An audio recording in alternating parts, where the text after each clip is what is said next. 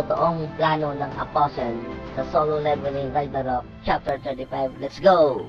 Finally, ipinakita na kung ano talaga ang tunay na naging plano ng Apostle at Lee Min-sung sa raid ng Paju Field type dungeon. At mukhang parang na-sandwich si Miho sa dalawang hunter, lalo na't nakita niya kung gaano kalakas ang bagong S-rank hunter ng Grim Reaper Guild. Ngunit sa hindi inaasahan na tuklasan ni Song Soho kung saan itinago ni Lee Min-sung ang Stardust Factory at mukhang magkakaroon talaga ng matinding bakbakan sa pagitan ni Mormo at Song Soho. Kaya huwag na nating patagalin pa. Let's go! And please like and subscribe sa ating YouTube channel mga lads at mag-follow sa ating Facebook page. Salamat po! Nagsimula ang chapter na ito kung saan few days ago bago nagsimula ang raid ng Paju Field type dungeon, ipinakitang nakangiti itong si Lee Min-sung na napawikang hindi niya aakalain sa napakaikling panahon na hindi sila nagkikita sobrang bilis pala.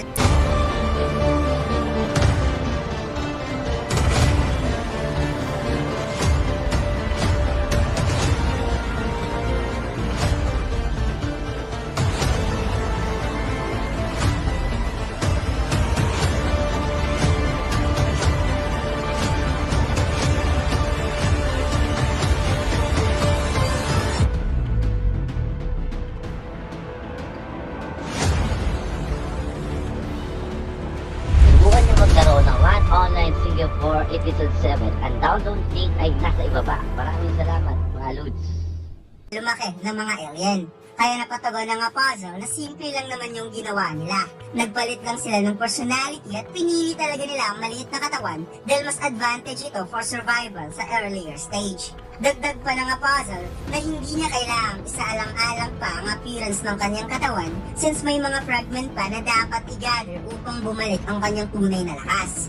Biglang napatanong si Lee Min-sung kung anong meron sa pangalang Bat Dojin at bigla itong naging hunter na parabang mayroon itong pinaplano. Sinabi ng Apostle na ang pangalan na ito ay binigay niya talaga sa kanyang sarili upang makagalaw siya publicly at ang pagiging hunter ay ang magpapahintulot sa kanya sa paggawa ng mga bagay na gusto niya. Tinukoy ni Lee Min-sung ang ginawang kaguluhan ng Apostle of Vitarum sa airport dahil ito ang dahilan kung bakit ang Hunter Association ay hinahabol siya ngayon at ang ginagamit na excuse ay ang civilian damage. Kaya kapag ang Stardust Factory ay matuklasan ng Hunter Association sa Paju Field type dungeon, siguradong ito na ang magiging katapusan nilang dalawa. Inilagay ng Apostle ang kanyang mainit na tsaa sa maliit na platito at sinabing huwag kang mag-aalala, Lee Min-sung, dahil sasali ako sa raid ng Grim Reaper Guild upang maiwasan ang mga pwedeng mangyari at ang lahat ng hunter na sasali sa raid party ay gagawin niyang believers. Kaya kahit makita pa nila ang factory, hindi nila ito maaalala.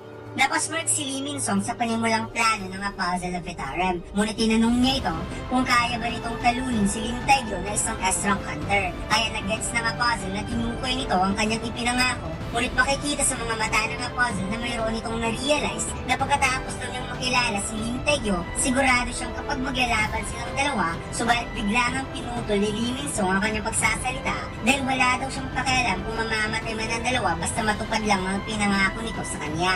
Pagkatapos, lumipat ang eksena sa office ng chairman, kung saan napaisip itong si Woo Jin-chul sa magaganap na raid sa Paju Field type dungeon at ang koneksyon ni Lee Min-sung sa Stardust dahil kailangan talaga nila makakuha ng solidong ebidensya sa raid na to. At wala naman daw dapat ikabahala patungkol sa pagsasaalang-alang sa mga hunter na kasama sa raid dahil malaki ang kanyang tiwala kay Baek Miho na isang A-rank hunter at in case kapag magkakaroon talaga ng emergency, nandiyan naman daw si Hunter Choi Jong-in na handang tumulong at iba pang S-rank hunter na naka-standby. Naisip rin ni Chairman Woo Jin-chul ang bagong S-rank hunter na bigla lang lumitaw na si Park Do-jin na isa itong unpredictable variable. The fact na sumali ka agad dito sa Grim Reaper Guild nung simulang planuhing i-raid ang Paju Field type dungeon kaya sa tingin niya sa sitwasyon na ito ay favor talaga kay Lee Min-sung. At mayroon pang isang bagay na nagpabagabag sa kanya, ang pag-join ni Soho sa excavation team. Nagtataka siya kung isa lang itong coincidence or tinadhana, kaya inaprobahan niya ang participation ni Soho. Subalit di niya alam kung tama ba ang desisyon na to at kung parte ito sa mga plano para kay Soho, well, wala siyang magagawa kundi kailangan niya itong tulungan. Pagkatapos, lumipat ang eksena sa nagaganap na raid kung saan nagpakawala ng fire breath ang isang salamander monster towards sa mga hunter. Nakagad namang dinepensa ng 2 tank hunter, ngunit napatugon ng isang tank na hindi niya kakayanin kung magtatagal pa ang ataking ito, kaya hihingi siya ng tulong sa strike squad. Biglang napaklench ng kamao si Miho at nagulat na lang ang tank hunter nang dumaan ito sa kanyang harapan na para bang plano nitong labanan ng mga monster ng sabayan. Kaya nang muling nag-unleash ng fire breath attack ang monster ay bigla na lamang nag-dash si Miho at pinatikim ng napakainit na left hook na kaagad sinundan ng nagbabagang uppercut. Nagala observation haki mode si Miho nang napansin ang paparating na atake sa kanyang likuran, kaya mabilis niya itong naiwasan at direktang tinukuran ng likod ng monster. Pagkatapos bigla na lamang siyang nawala na parang bula at lumalabas na tumalon pala si Miho galing sa likod at kasalukuyan na itong nasa itaas upang maghanda ng mabilis ang pag-atake kung saan napatingala na lamang ang monster nang bigla niyang nakita ang nagbabagang kamao nito na makikitang bumaon talaga sa kanyang ulo ang suntok ni Miho na parang binagsakan ng mundo ang salamander monster nang bumagsak ito sa lupa.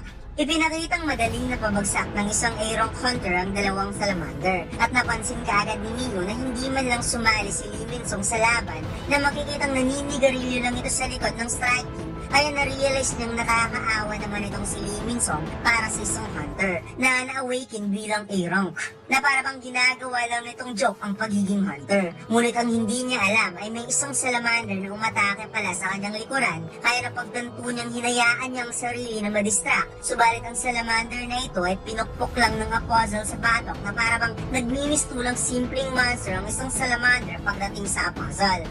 Napatitig ang apostle sa kanyang kamay na parang nanibago siya since ito ang unang pagkakataon na ginamit niya ang kanyang lakas. Kaya sinabi niya kay Miho na kung maaari ito'y mag-ingat. Ngunit ang babaeng hunter ay napagilat na lamang sa kanyang nakita dahil hindi siya makapaniwala na ganun lang kadaling pinabagsak ng bagong S-rank hunter ang isang salamander in just 1 hit. Kaya ang inakala niyang parang bata ay nakalimutan niyang isa pala itong S-rank hunter. Kaya di siya nagtataka na sumali ito sa raid gamit lang ang casual na damit. At maya-maya parang dinaanan lang ng kidlat ang ulo ng 3 salamander dahil isa-isa itong pinugutan ng Apostle of Itaran. Kaya dito na na-realize ni Miho na ang isang S-rank hunter ay nasa ibang level talaga compare sa isang A-rank.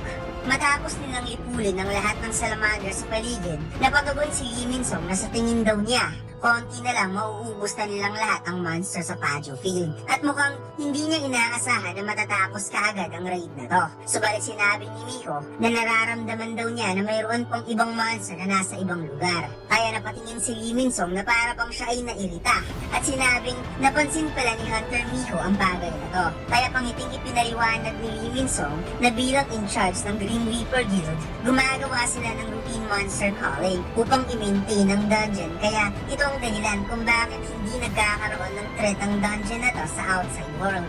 Habang napatingin si Miho sa mga patay na monster, siya ay napaisip sa routine monster calling. Dahil usually daw wala namang pake ang mga guild patungkol dito. Dahil hindi naman sila pumapasok sa dungeon araw-araw. Kaya dito na talaga nagtataka si Miho na para bang may something weird sa raid na to.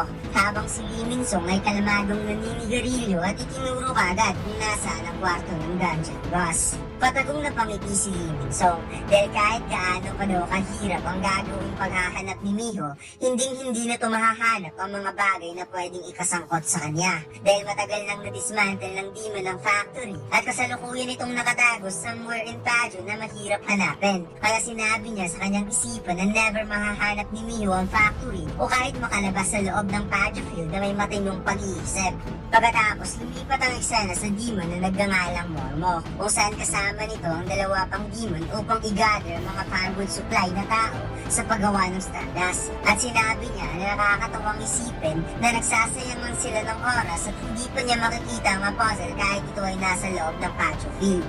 Makakagawa na sana sila ng napakaraming Stardust gamit ang walang kwentang oras na to. Nadagdag pa niyang nasayang lang ang napakaraming material sa nasa harap niya ngayon kung uupo lang siya.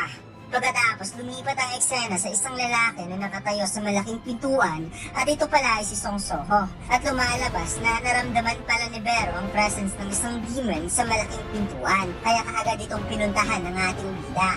Unti-unting binuksan ni Soho kung saan nagulat na lamang si Mormon nang may biglang nagbukas sa pintuan. Kaya nang tinanong niya kung sino ang pumasok, di pa siya tapos sa pagsasalita, pinakain kaagad siya ng matinding strike punch ng ating bida. Napatitig si Soho sa kanyang nasaksihan sa loob ng kwarto at hindi makapaniwala si Vero sa kanyang nakita dahil pinalipad lang naman ni Soho ang isang demon sa isang atake lamang at mukhang ang daily quest daw ng tangang crocodile ay nag-pay off talaga para sa young monarch. Naisip ng ating bida na ang mga taong nakatayo ngayon ay wala sa katinuan. Bagay na nagpa-realize sa kanya na ang Padre Field ay isa talagang Stardust Factory. Ngunit biglang nagsalita ang demon na si Mormon na hindi daw niya inaasahan na ang taong binanggit sa kanya ng apostle na siyang naging hadlang sa kanilang mga plano ay pumunta talaga dito sa Padre Field. Kung saan unti-unting lumalabas ang mga naglalakihang dalamay ni Mormon at ito ay lumaki. Kasi ito ay parang naging isang giant humanoid octopus at sinabi nitong finally, mabibigyan niya ng isang magandang handog ang Apostle of Itaran. At dito lang nagtatapos ang ating kwento mga lods. Huwag mo sanang kalimutan mag-like, comment at mag-subscribe sa ating YouTube channel. At mag-follow sa ating Facebook page. Salamat!